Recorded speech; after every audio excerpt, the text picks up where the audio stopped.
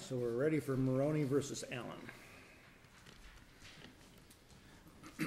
May it please the court, my name is Ralph Richard. I represent the appellants in this case.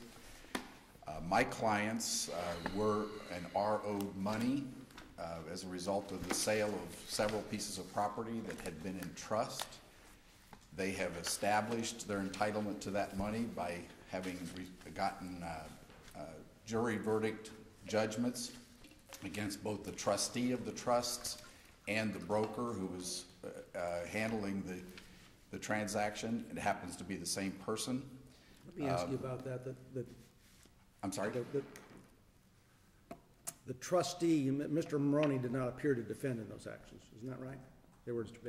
Mr. Peoples. He did appear, filed an answer pro se, but because it was he was acting as a trustee and as a broker of under his brokerage, Marshall Peoples Realty Inc. The court struck his answer because he wasn't represented by an attorney. Is there any land in the trust when you filed that lawsuit? Everything had been liquidated. The sales had occurred, and it wasn't until after the sales had occurred that my clients knew. So if the trust had no corpus, could you actually sue him as a trustee of a, this is a non-existent or dissolved or whatever trust? How else do you ever sue somebody for breach of fiduciary duty and breach of contract? If I personally owned land and I sold the land, I don't honestly know what the law is on suing something that used to be a trust that is now dissolved. Well, it's a trust doesn't dissolve. It's still in existence. The document is there. It's just not funded right now. There wasn't an administrative dissolution in a court. The trust itself doesn't say it ceases to exist when the property is sold? It says it's to be terminated. Terminated. So this is a terminated trust. It would be it's liquidated. It's and terminated. But that's again, who else is there to sue? You can't as a corporation, for example, if it was a corporation and they liquidated the corporation and it's gone, it's terminated, it's gone, you go against the Don't you go against maybe the lawyer that handled the closing or the people that put the money rather? The lawyer doesn't have the obligation to pay that money. The commission is owed by the trust. It was under the very terms of the trust. The record reflects from an affidavit of Mr. Peoples that it shows that the closings at least it shows all the closing statements and that there was a 10% commission taken into account in closing. It just didn't happen to go to Mr. Maroney. It went to other people. And that argument, that defense was sought to be raised by Mr. Peoples. I mean, there's no dispute that that's what happened, apparently, in this case. The money was distributed not only to friends and family, but to postmaster and a bunch of distributions of money. But if the money that was due to Mr. Maroney was not distributed to Mr. Allen and these various other people in either their capacity as beneficiaries or managers or whatever of this trust, they didn't get the money, then at least on unjust enrichment, how can you have a theory of unjust enrichment if they weren't unjustly enriched? Well, because they received proceeds that was intended for Mr. Maroney. But they didn't receive a penny of the commission money, did they? This was an obligation that was due and owing from the very get-go to Mr. Maroney. He set the trust up. This was an amount of money. Whether there were other commissions that Mr. Peoples entered into with other realtors is not Mr. Maroney's problem. But the trust agreement was never amended to reflect this side agreement, this side deal about this commission split, correct? The trust agreement was never amended. There was, but as part of the trial on the damages, the amount of damages that was actually awarded against Mr. Peoples as trustee and Mr. Peoples Realty was a 5% commission, not a 10%, because it was to be split. But the question is, at each transaction, you would agree that the 10% real estate commission was deducted. Would you agree with that? Not as to Mr. Maroney. There's no obligation. Let me ask the question first. Okay. that a 10% real estate commission, it reflects that it was deducted. There was a real estate And commission. it's an expressed amount. We don't know, I don't know whether that money was distributed in accordance with that or not. I can't agree to that. You didn't dispute it at trial when there were affidavits showing those amounts. The affidavit that was untimely filed was refuted by Mr. Maroney's own affidavit that these monies were never distributed to him. To He him, didn't- well, I don't know if there's any disagreement that it wasn't given to Well, him. that's the breach of contract. Well, let me get to my question. Okay. Okay, because these documents clearly reflect, and I don't see in the record where they were refuted, clearly reflect that the real estate commission, the 10% was deducted and set aside. What evidence did you have or do you have now that any part of that real estate commission that was deducted in any sale went to these beneficiaries? Because first of all, you're saying that somebody who was not a party to the trust, that the trustee and People's Realty agreed to commission payable to them, that somehow that obviated the obligation to pay Mr. Maroney, who had always remained entitled to this money. The fact that the trustee may have paid another commission, that's something between the trustee and the beneficiaries. That's not between Mr. Maroney and the beneficiaries. This money was misappropriated. It was always intended to be Mr. Maroney's, a 5% commission. That didn't go away because Mr. Peoples distributed it to somebody else. There's still the obligation, and that's what the jury found on the multiple jury verdicts we have, is that People's Realty and Marshall Peoples as trustee breached their contracts with Mr. Maroney and were obligated to pay this 5% commission. So you're now then relying on the indemnification provision? The indemnification provision and unjust enrichment and the fraudulent transfer. Because the day of the closing, Mr. Peoples transferred, the trustee transferred all of this money into his operating account, and then he distributed it. There was no way that my client even knew that the closing was taking place. There wouldn't be any notice of it. Tell me how that transfer on that day can be a fraudulent transfer. Because there was an obligation to pay my client that hadn't been satisfied. Contractual obligation. A contractual obligation. And that's what the judgments, we already have the judgments The for law of those. Florida is that you have a cause of action for a fraudulent conveyance or fraudulent conveyance if someone has a contractual claim for money? Well, where I thought there's you had to actually, have a judgment or a pending lawsuit or the like before the flags that arise for fraudulent conveyance. well, the actual fraudulent transfer statute says that if the debtor, the one who has an obligation to pay, the amount may be not known yet, but if the debtor distributes the proceeds without receiving adequate consideration and return so as to satisfy that judgment, and thereby makes themselves where they don't have the assets to ever pay a judgment, that is, by definition, a fraudulent transfer. The statute's very specific on that. It's quoted in the brief. But you know, again, we were never given the opportunity to ever prove any of these. The fraudulent transfer statute, we had an expert witness that said these were fraudulent transfers. There was a breach of fiduciary duty, and it was unjust enrichment. To these beneficiaries, so-called beneficiaries, they're not established to be beneficiaries of this trust, but they received these distributions. They got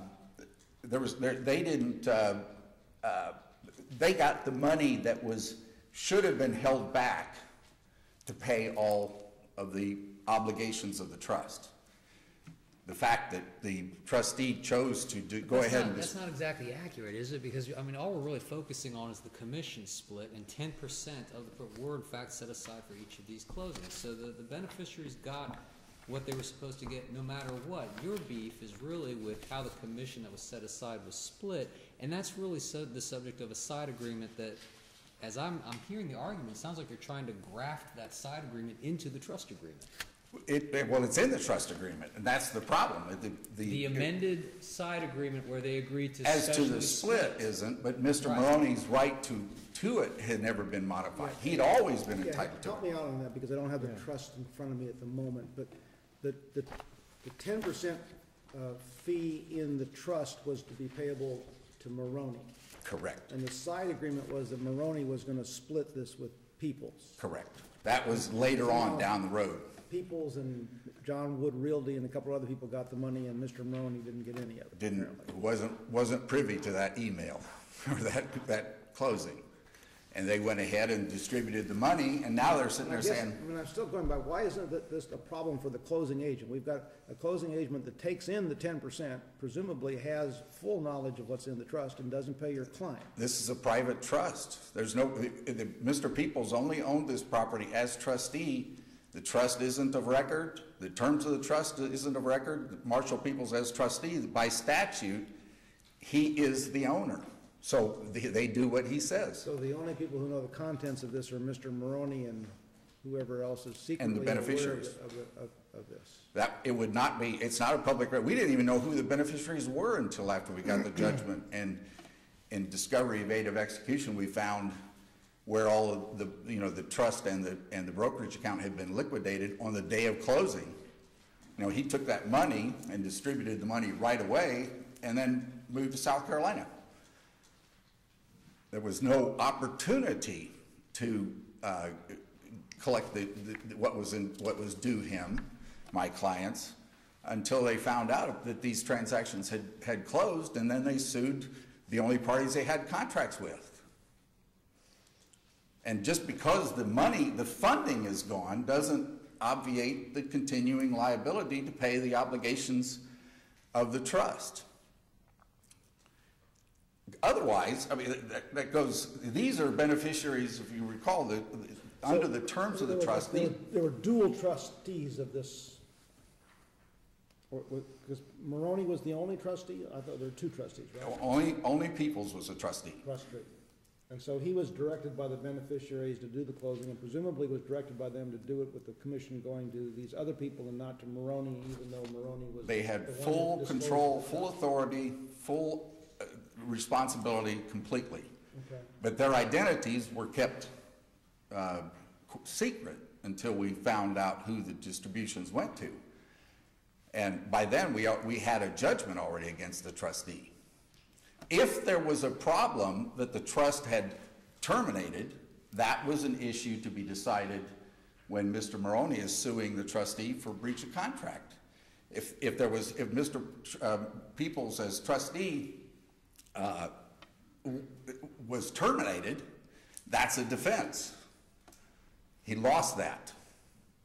Mr. Maroney has a judgment against Marshall Peoples as trustee and Peoples Realty. The fact that they liquidated all of the assets doesn't change that obligation. And these beneficiaries indemnified. They agreed to indemnify their trustee. What do you indemnify them for but for some liability that's already existing? So do you have a fraudulent transfer action or an action for indemnity? Both. Well, they were both. I have 3 counts. Yeah, but how do you prove a transfer of the property has in fact occurred? A transfer of this property to the defendants has in fact occurred. A transfer of the proceeds. We have admissions. proceeds has in fact occurred. There are admissions of record. It's in the record. Each of the appellees have admitted to having received these liquidating distributions from Peoples Realty, Inc.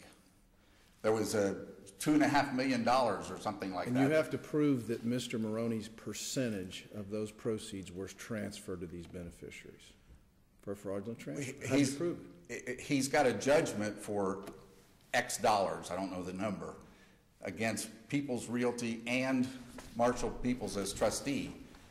And all of the money was liquidated to satisfy that judgment. Let me change the facts and see if I understand the law on this or not. Let's pretend that your client was actually a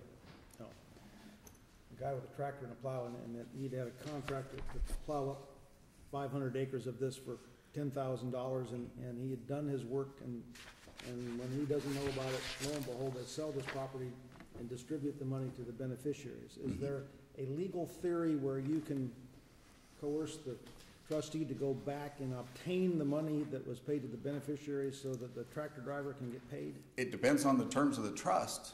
If these were just grandchildren or something like that were passive beneficiaries, didn't have any control over it, and didn't agree to indemnify the trustee, that's a different problem. But here we had a situation where the creditor, Mr. Maroney, the trust itself provided for his protection. You use that term passive active beneficiaries, and you use that in y'all's briefs as well. Can you walk me through how that applies to 689.071, which does not, at least on its face, seem to make much of a distinction between after the Subsection D of the earlier statute, now the statute has been amended in 2013. You can expand it, you can Expand it change and contract. So if you just read the paragraph a beneficiary, except as otherwise provided in this section, a beneficiary is not liable for the obligations of the trustee.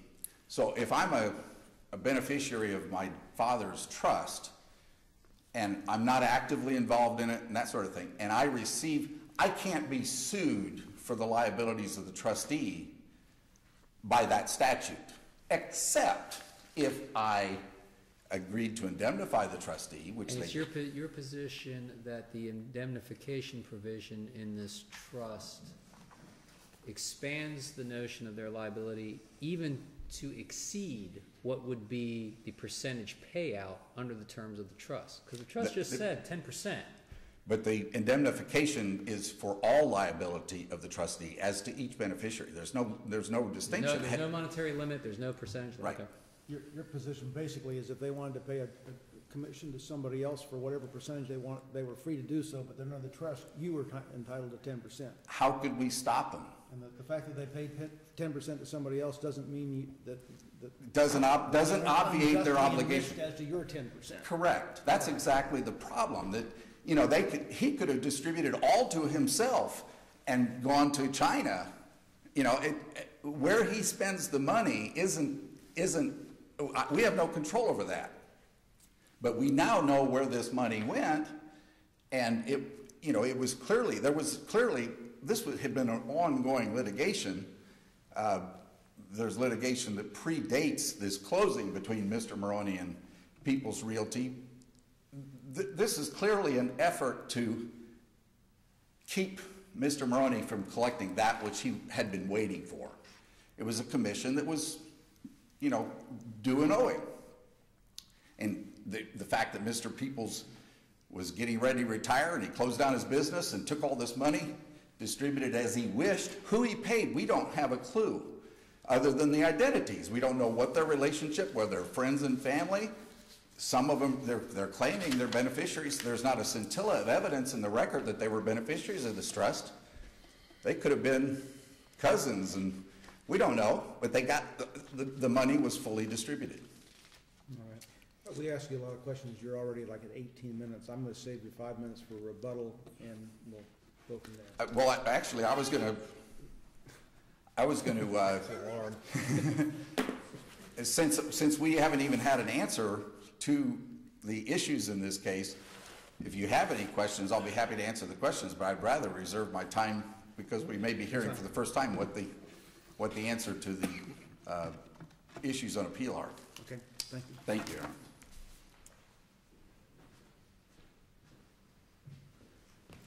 Mr. Belcher? May it please the court. I'm Gus Belcher, and I represent the appellees in this case. To follow up on some questions that Your Honors had for Mr. Richard, the appellees filed a couple of requests for judicial notice concerning the 2006 and 2008 cases that the appellants had filed, and specifically the 2008 case, which was originally, I believe, filed pro se, Attached to the complaint were a couple of documents that I think the trial court most likely found relevant to its decision in this case. And you're correct, the two trust agreements at issue here both say 10% commission to Mr. Maroney. However, attached to the 2008 complaint were two items. One was a joint agreement from March of 1989, which in essence is a commission split agreement between Mr. Maroney and People's Realty. So why wasn't the trust and the beneficiaries who controlled the trustee required to give the 10% to him, and it was his job to give the 5% to Mr. Peoples, rather than the way this worked out? Well, I think the answer to that is the other document that's attached to the 2008 lawsuit is a listing transfer agreement through which Mr. Maroney transferred the listing agreement for the land trust to People's Realty. So he had exclusive listing. Correct. So he assigned, or your theory is he assigned his 10% right under the trust to, through the transfer of the listing. Through this listing transfer agreement. Then there are a couple other documents that show up in the other two lawsuits and also in an affidavit from way back in 2000 from Mr. Maroney that's in the record. And it was a one-page document, and at the top it says commission modification agreement. Down around the middle of the page it says joint agreement, and the essence of that document is that there was a commission split agreement between People's Realty Incorporated and Mr. Maroney, that of the 10% that was payable from several trusts, including the two trusts that are involved in this case, each of them would get 5%. So, with those documents being in the record, going back to the closing statements for each of these land trusts, the 10% was paid. I think if there was a problem with how it was paid, it was not with the trust or the beneficiaries who weren't parties to any kind of real estate commission splitting agreement. They're just parties to the land trusts themselves. The real estate professionals are the ones who are splitting the commissions. So if there was a problem with somebody not getting a commission, that goes back to People's Realty, Inc., not to the land trusts themselves. And of course, we have the same person being the trustee and owning the real estate company as well, but I don't think that matters here. So the essence of the situation is that this was a commission split that was supposed to have occurred. And I don't think there's any doubt that the trusts say that the trustee is only going to do what the beneficiaries tell the trustee to do. Correct. And so do we need to know for sure that People's got instructions from the beneficiaries to pay it the way it was and not to pay Maroney? I don't think you do, Your Honor, because the way I think the trial court read 689.071 is that if the beneficiaries are directing the trustee under a land trust, then there's no question about what happened. Could it possibly have been in the record? Yes. Is it in the record? It is not. Do I think it's necessary to a determination of this case on summary judgment? No, I don't. I think it's a fact, but I don't think it's a material fact for the purpose of summary judgment. It might be a background explanatory fact, but I don't think it's necessary for the court to enter summary judgment. Which version of this statute are you relying on? Well, I'm the version that was relied on to dismiss count one of the sixth amended complaint was, I believe, the one that came into existence in 2006. Okay, and so when was the land distributed to the beneficiaries? It was in 2005. And my mind is having a hard time applying the 2006 statute to a trust that's been dissolved. How do you get the benefit of a statute that's so late after the fact that your trust doesn't have any assets? Well, and at first blush, I can understand that. I think the way to look at it is the very last section in 680-9071, I think it's subsection 13 or something like that, says this is a remedial statute, you know, it's meant to be liberally construed for the purposes expressed therein. That statement has been in every version of 680-9071. The fact that it's remedial, you mean? That it's remedial since 1963. I'll also say that... What was the change then in 2006? The change in 2006 introduced this language that we did rely on that says a land trust beneficiary is not liable for a debt just by virtue of being a land trust beneficiary. What was the law the year before? I don't think it's said. And I've not been able to locate any case law before that says one way or the other. So I guess some could not rely on this statute because it did not exist when these things happened. It did not exist, but the enacting legislation from the legislature in 2006 said that this legislation applies to land trusts that are in existence, that will come into existence, or that were in existence in the past.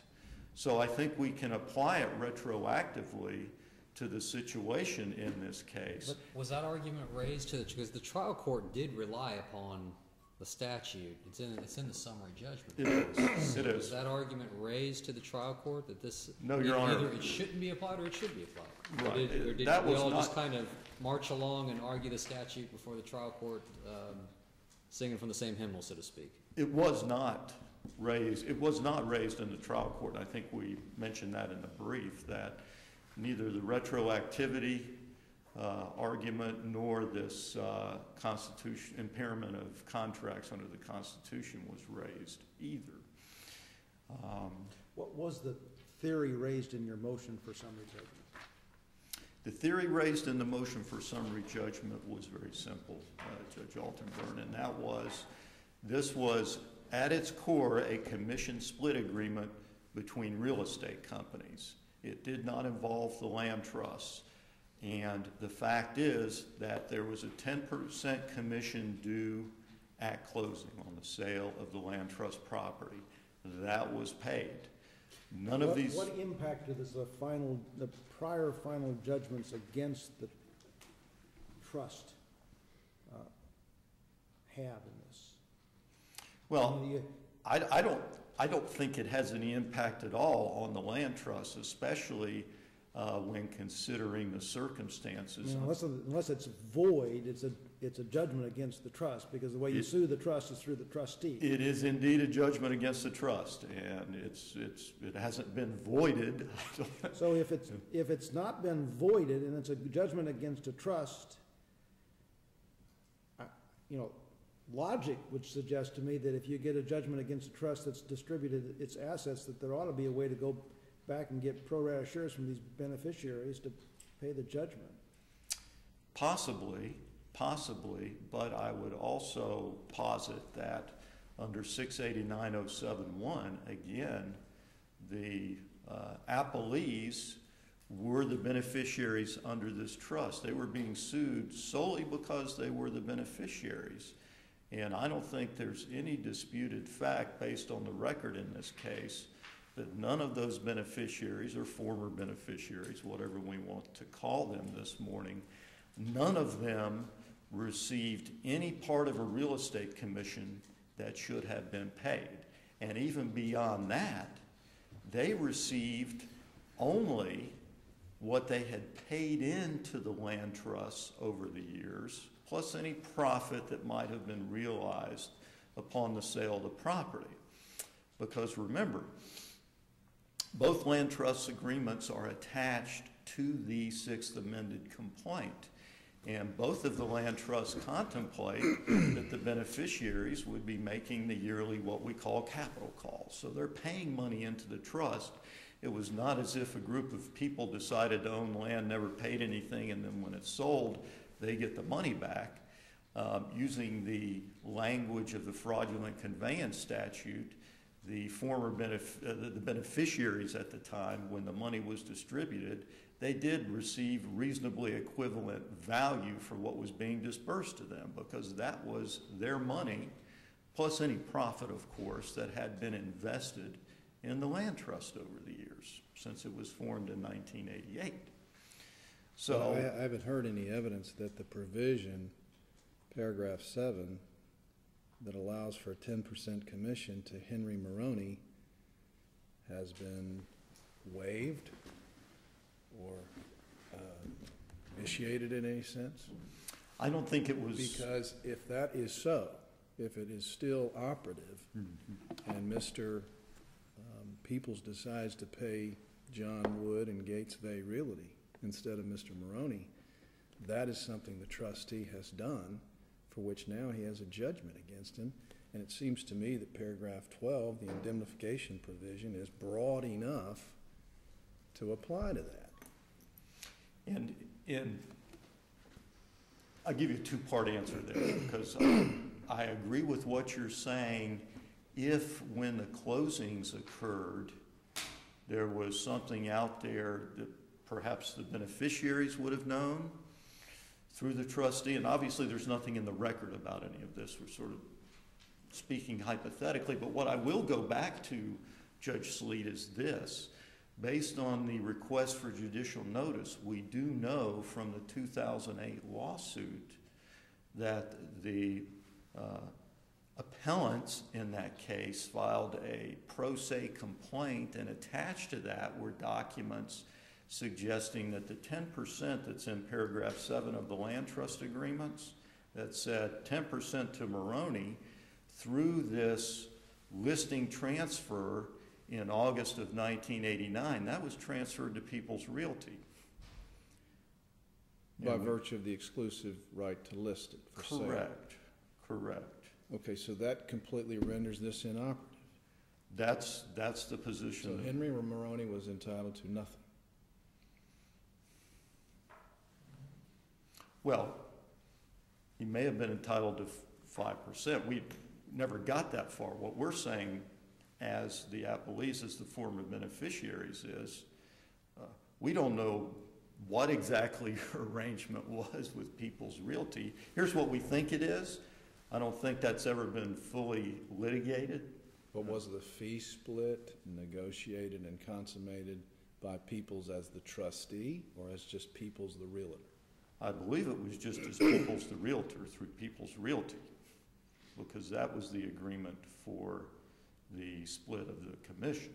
And the separate listing agreement, this is record evidence before the trial court in rendering summary judgment based upon a request for judicial notice of a pleading that attached it as an exhibit? Yes, Your Honor. That's correct. Do you think that's properly a proper subject within the ambit of judicial notice, to take notice not only of the fact that that listing agreement was an exhibit, but that in fact it was an operative listing agreement, and that as a matter, that as a factual matter, that it disposed of this commission split? I think the trial court has a discretion to consider that, absolutely. It's the same plaintiffs that we have here as the appellants. It's a little unusual use of judicial notice, though. Would you agree? Bit expansive than perhaps what we maybe typically creative. see? You're taking judicial notice that it's an exhibit in another lawsuit, but not necessarily the truth of the facts that may be underlying that exhibit, right? Well, I think the allegation was in the complaint in the 2008 case by these same appellants is that these were the operative state of facts that existed in this land trust. And just as a final point to kind of bring that all around, you mentioned in your argument, and if it was raised in the record and the transcript, I apologize, I don't remember, but I think I heard you say the request for judicial notice was made. I don't see in the summary judgment order that judicial notice was in fact given of this. or that there was a ruling on your question. People ask for judicial notice all the time, doesn't mean the trial court has to do it. Right. I think the preamble to the trial, in the trial court summary judgment order refers to the documents for which judicial notice has been requested, or some, I'm paraphrasing, I don't know if those are the exact terms, but I believe it does reference the documents that were the subject of the judicial notice. I agree, Judge Lucas, there was no separate order entered saying, okay, the court's going to take judicial notice. Well, it says here, and other filings judicially noticed of record. Whatever that may be. Whatever that may be. Let me ask about our internal documents tell me that you're all coming back in a week or 10 days to see Judge Sleet and two other different judges on. Yes, Are the issues identical in these two cases? yes. I got this again. So it's gonna be deja vu all over again for Judge Sleet As next Yogi week? Berra would say, you're correct. I just wanna make sure. Well, You know, since that's gonna happen. And I know that you disclosed that these were related cases, but if you'd filed a motion saying, sure would be nice to have them travel together for oral argument, we'd have probably, I understand, but you had Your one Honor. trip here, maybe you want 2 trips, I don't know. Well, I think that would be preferable, but Okay. Well, since I'm the beneficiary of that, I have a question. Because, maybe it's my cold, but you made a statement that you filed a notice of judicial, you requested judicial notice, and you filed a document that essentially assigned Mr. Maroney's paragraph 7 entitlement to the 10% commission to Mr. Peoples. correct. You said more than what I thought. You said not only that it assigned the exclusive right to sell from Mr. Maroney to Mr. Peoples, but you're saying that it assigned the 10% commission to which Mr. Maroney was entitled. Is that what you're arguing? No, I didn't say that one. There was another document. I know the fee split. Yeah. No, I'm not saying it assigned the 10%. What I'm saying is there was a listing transfer agreement that says that Peoples will have the exclusive right to sell the property. Now, I guess we can get in. But even despite that, Mr. Maroney gets 5%, even if Peoples sells it, correct? Correct. That's By virtue of the side deal. But you don't even know if the side deal was executed by Mr. Peoples as a trustee or as a private realtor, correct? Well, the side deal is with Peoples Realty Incorporated. Okay, there's no mention of him being a trust, or is there any mention of the trust? You know, I'm not going to say that off the top of my head. There may be some reference in there to Well, Peoples then as that begs trustee. the question as to whether he was negotiating on behalf of the trust or not, which in our liberal standard for summary judgment would create a conflict in facts. Maybe. You know, I think I know we have the slightest doubt rule and other versions of that, but Judge Sleet, I'd say I don't think it creates a material fact issue. It's a detail on a fact, but the fact remains, I don't think there was anything in the record showing that other than a 10% commission was to be paid here, and that was paid. So no distribution to any beneficiary of either of these land trusts received anything that should have gone for a real estate commission. Those were paid at closing.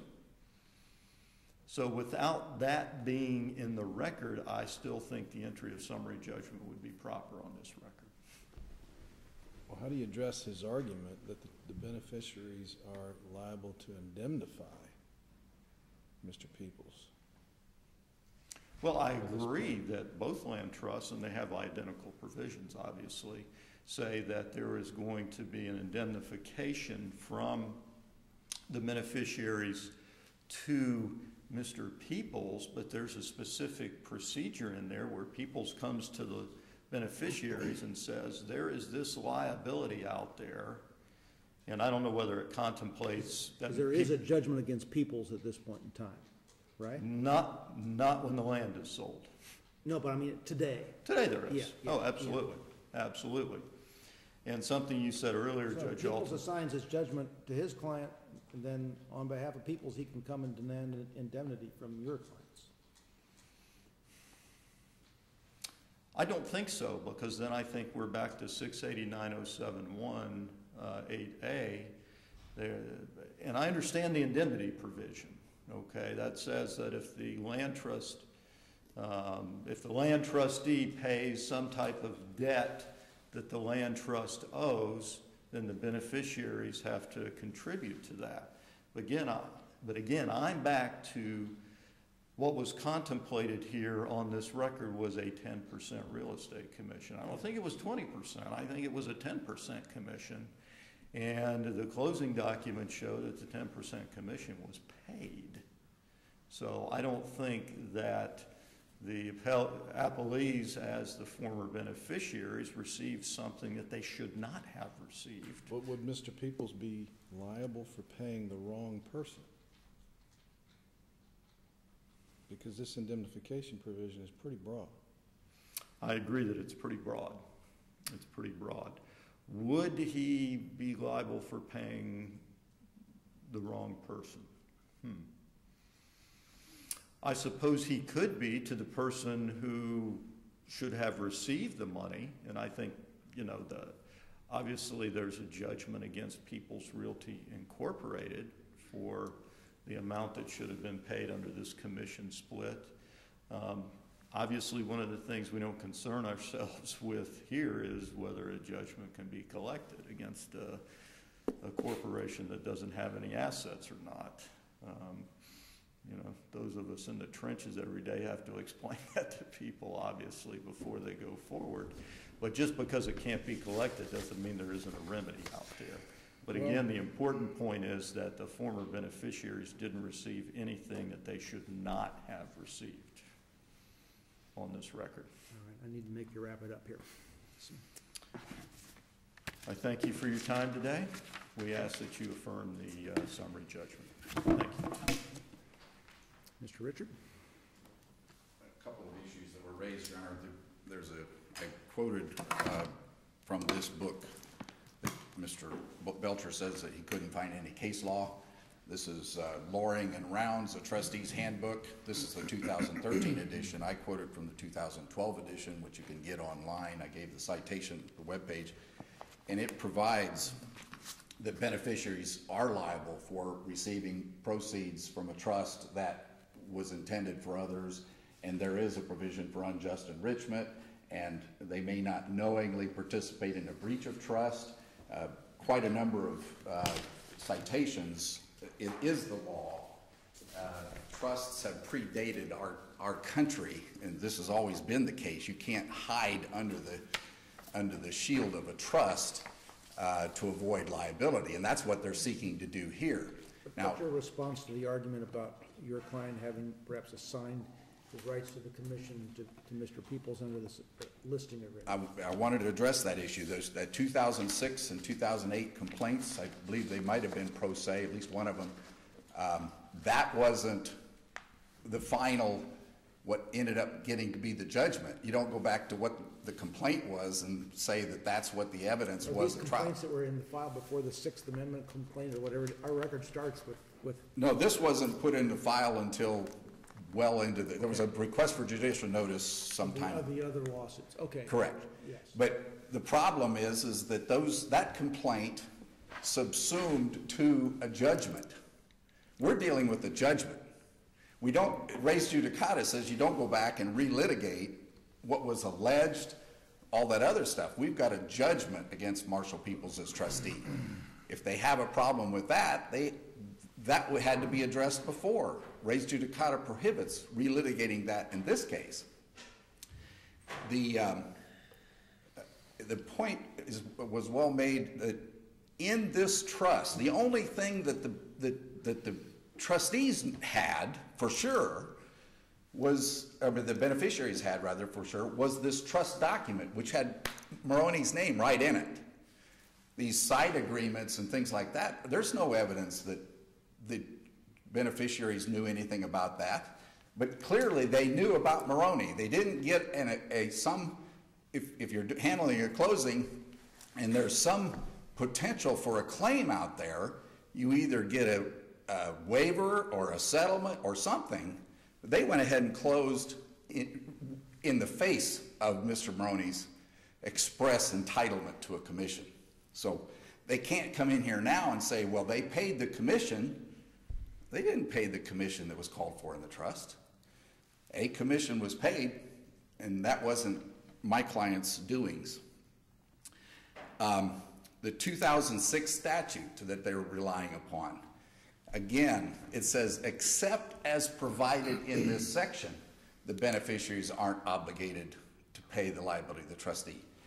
These beneficiaries expanded their liability with a very broad indemnification provision, and they retained control over the trustee. So you can't use that language in the first paragraph of that statute to exempt these beneficiaries from all liabilities, because the except as otherwise provided has to be read.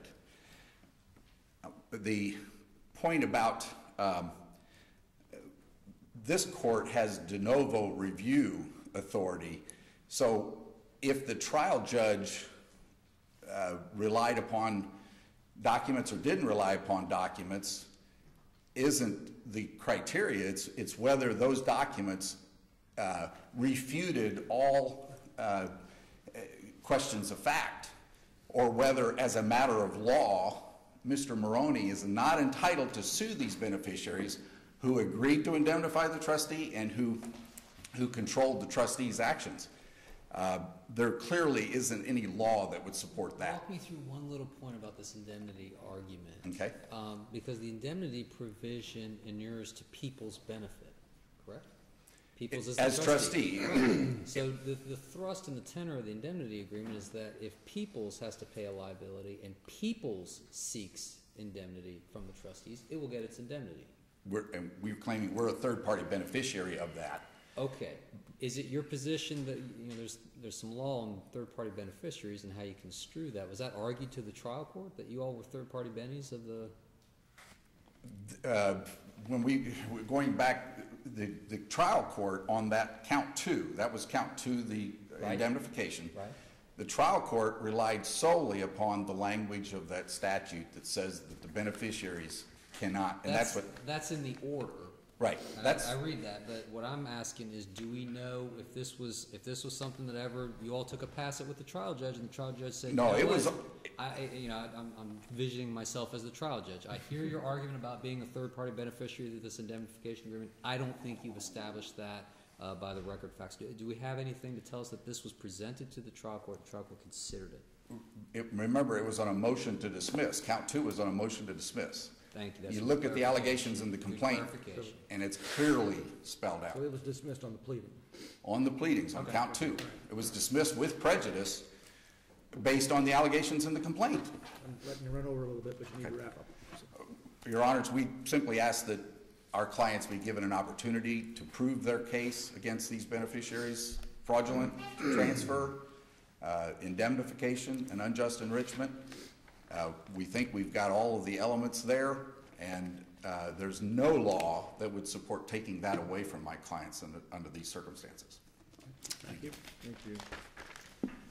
Last case on the docket is Panzera versus Publix.